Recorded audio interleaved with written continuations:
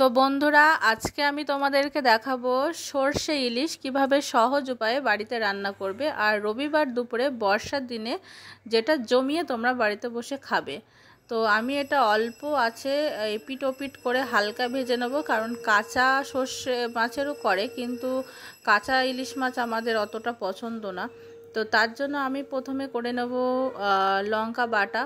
তো সেটা আমি মাছের মধ্যে দিয়ে নেব। তোমরা আগে মশলা কষিয়েও রান্না করতে পারো, তবে আমি এইভাবে করেছি। তারপরে আমি জল দিয়ে দেবো আর লবণ দেব, একটু হলুদ দেব, আর তারপরে একটু ফুটে গেলে আমি দিয়ে দেবো এখানে সর্ষে বাটা, যেইটা ছাড়া সর্ষে ইলিশই অসম্পূর্ণ। তো তারপরে আমার তো ফোড়ন দেওয়া হয়নি, তো আমি এখানে জিরে ফোড়ন দেবো। তোমরা চাইলে কালো জিরে ফোড়ন দিতে পারো, কিন্তু কালো জিরের স্বাদ আমার অত ভালো লাগে না। তো এই যে তারপরে দেখো গ্রেভিটা একটু কমাবো, যাতে একটু খুব বেশি ঝোল না হয়। তো দেখো শেষমেশ আমার রান্নাটা হয়ে গেল। আমি লাস্টে সর্ষে বাটা দিয়ে এটা কমপ্লিট করলাম। দেখো কি দারুণ দেখতে হয়েছে, আর খেতেও দুর্দান্ত হয়েছিল। তোমরা অবশ্যই বাড়িতে ট্রাই করবে, আর কেমন লাগলো অবশ্যই আমাকে জানাবে।